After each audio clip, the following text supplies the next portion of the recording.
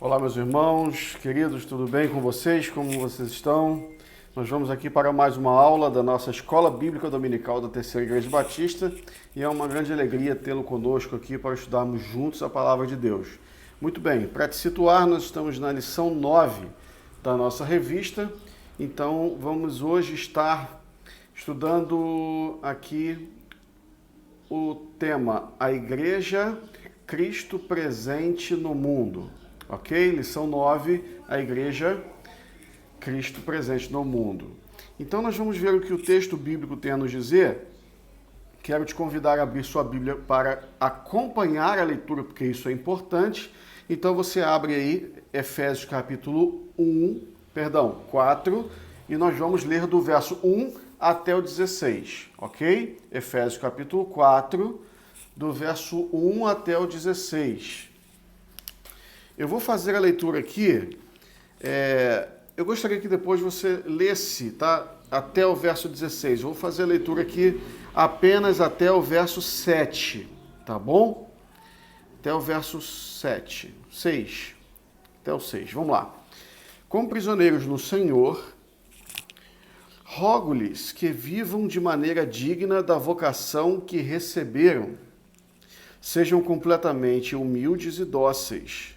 E sejam pacientes, suportando uns aos outros com amor. Façam todo o esforço para conservar a unidade do Espírito pelo vínculo da paz. Há um só corpo e um só Espírito, assim como a esperança para a qual vocês foram chamados é uma só. Há um só Deus, um só Senhor, uma só fé, um só batismo, e um só Deus e Pai de todos, que é sobre todos, por meio de todos e em todos. Muito bem. Bom, nós temos aqui então o apóstolo Paulo falando da unidade do corpo de Cristo. E ele começa tratando aqui sobre relacionamentos. Você percebe que ele está dizendo aqui algumas coisas importantes no que se referem aos relacionamentos. Por quê? Porque igreja é relacionamento, né? Ele diz aqui que devemos ser completamente humildes, pacientes, suportando uns aos outros em amor. Por que ele está dizendo isso? Porque nós somos humanos, nós somos pessoas que cada um tem as suas personalidades, as suas emoções, a sua forma de entender e lidar com a vida, com os problemas e com tudo isso. Então, se não houver um esforço para que as pessoas que convivem juntas se amem, dificilmente isso vai acontecer. Então, Paulo está tratando aqui sobre a importância de se ter esse esforço para que o convívio seja harmonioso. Então, dentro da igreja, como corpo de Cristo, Paulo está destacando a importância de se conservar a paz, de se conservar o amor, de se conservar a união, a comunhão, tá certo? Então isso nos é importante compreender, porque nós vamos olhar para dentro do nosso contexto como igreja e ver, nossa, eu preciso me esforçar para bem conviver com o meu irmão, para cooperar com ele, para auxiliá-lo naquilo que ele precisa, certo? Então Paulo destaca a importância desse esforço para se viver uma vida harmoniosa, tá certo?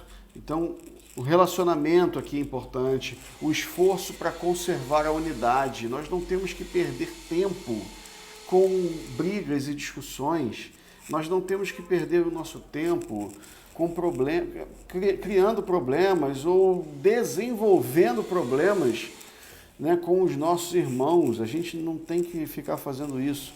O que nós temos que fazer é perseguir a paz, a unidade, o amor e nos esforçar ao extremo para viver bem com os nossos irmãos, com todo mundo, não é verdade? Muito bem. Então, ele diz aqui também que é um só corpo, né, no sentido de a igreja é uma unidade, a igreja é apenas um corpo, ou seja, se existe um corpo, existe uma cabeça, e a cabeça é Cristo. A cabeça é o Senhor Jesus, certo? Ele é quem governa. Ele é quem estabelece as diretrizes.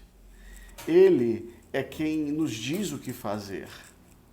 É o Senhor Jesus, que é a cabeça desse corpo que é a igreja, certo? Então vamos lá, vamos avançar. O texto aqui, como nós vimos, fala da unidade do corpo de Cristo, certo? E é interessante aqui a visão de Paulo sobre a igreja, porque é a de um perseguidor, a visão de um perseguidor que se apaixonou por ela, pela igreja que ele perseguia.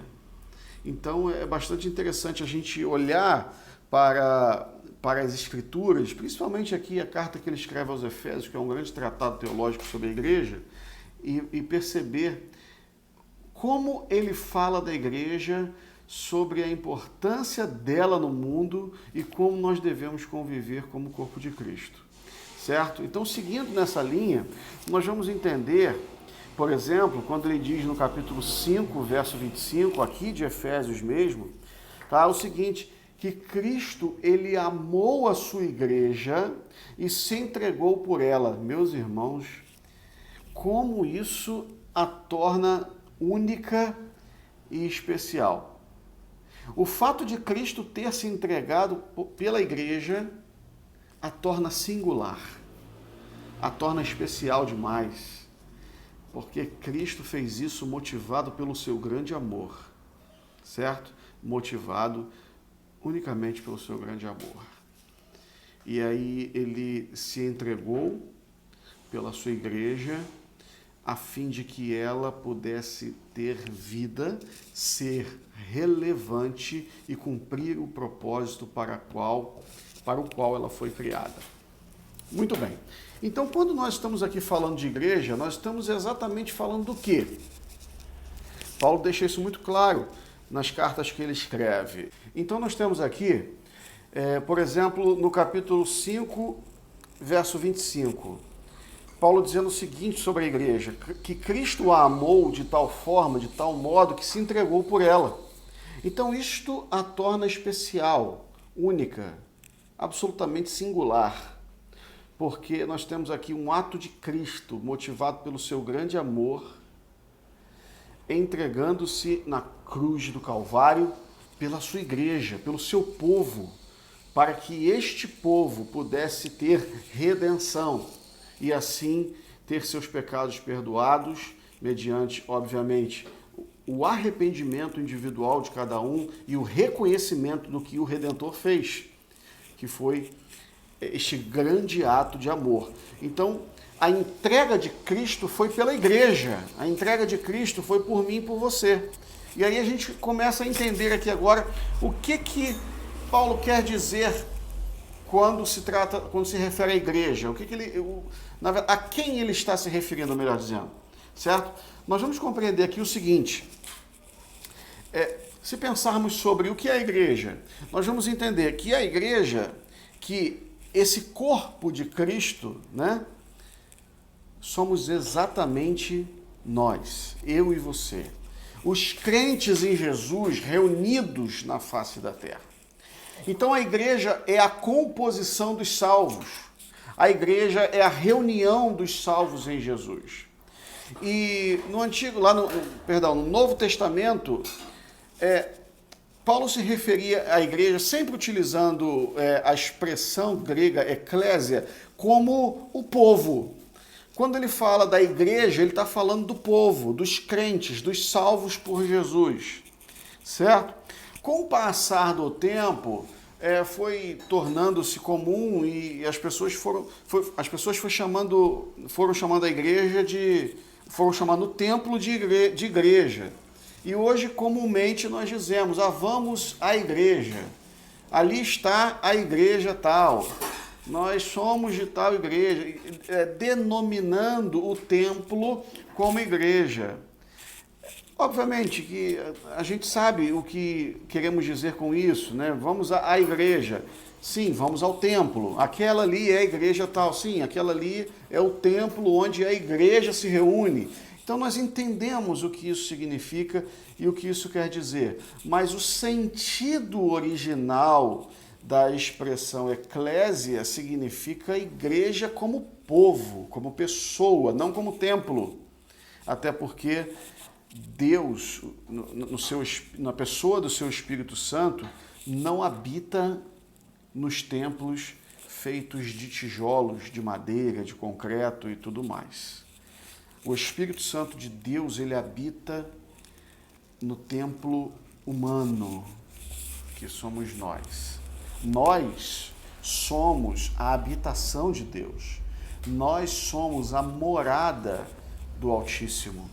Nós somos esse templo. Nós, não os templos que nós construímos, que são as edificações que hoje existem. Aquele lá são os lugares de reunião, os locais de reuniões públicos, certo? Então, ali está estabelecido a sede da nossa instituição, mas a igreja sou eu e você. A igreja é o ajuntamento. A gente não pode ter um entendimento diferente disso, porque é exatamente o que Paulo quer nos ensinar aqui na carta aos Efésios, tá bom? Muito bem. Ele também vai falar aqui na sua carta sobre a dimensão universal da igreja. O que seria isso? Veja bem. Quando ele fala da igreja, ele não está segmentando aqui apenas um determinado povo que vivia naquele tempo ou que vive hoje, enfim. Ele está dizendo que a igreja é a composição ou a reunião de absolutamente todos os crentes de todos os tempos. A dimensão que Paulo dá à igreja nos faz entender que a igreja que a Bíblia se refere aqui no Novo Testamento não sou apenas eu e você com os nossos irmãos que estamos juntamente localizados no mesmo ambiente, mas é o ajuntamento, ou o ajuntamento não seria possível humanamente pelo número, né? Mas seria a soma, digamos assim, de todos os cristãos existentes na face da terra de todos os tempos. Aqueles que já existiram, já morreram, os que ainda nascerão e se tornarão salvos por Cristo, por meio da conversão ao Evangelho, né? E irão compor a igreja. Então, o entendimento que Paulo estabelece aqui sobre a igreja é esse entendimento muito amplo. Ele fala da igreja como todos os salvos de todos os tempos, de toda a humanidade. Paulo se refere aqui, quando trata de igreja, como todos os homens e mulheres de todos os tempos que clamam pelo nome de Jesus. Tá? Então é importante a gente ter essa visão. A gente não pode entender que a igreja somos nós que estamos aqui hoje, neste tempo, nesta geração, vivos. Não, a igreja é a composição dos salvos. Guarda isso na sua cabeça, na sua memória. Tá? Outra coisa importante que a gente precisa compreender é que a igreja é Cristo presente no mundo. Por quê? Porque se somos o corpo de Cristo, se a igreja é o corpo de Cristo, e nós estamos aqui vivendo neste tempo como habitação de Deus, significa que onde nós estamos, onde a planta dos nossos pés está, ali também está a presença de Deus, porque o Senhor habita em nós. Já pensou nisso? Olha a grandiosidade, olha a grandeza desse entendimento. Se você, como igreja, é a habitação de Deus, significa que onde você está, ali também Deus está. Porque Deus habita em você. Significa que se você está em casa, Deus está ali. Significa que se você está no templo, Deus lá está. Significa que se você está andando na rua, o Senhor está ali na rua andando também. Significa que se você está no seu ambiente de trabalho, desenvolvendo as suas atividades, na faculdade, na escola, seja onde for, ali Deus está, porque Ele habita em você. Olha a grandeza disso. E nós afirmamos que Cristo é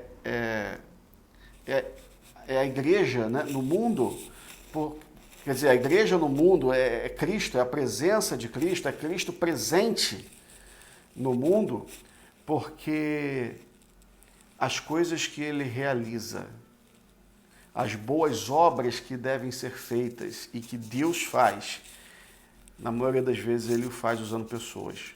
E quem Ele usa? Na grande maioria das vezes, os crentes em Jesus, as pessoas que se colocam diante dele, dizendo, eis-me aqui. Então, ser igreja significa também dizer para Deus, Senhor, eis-me aqui.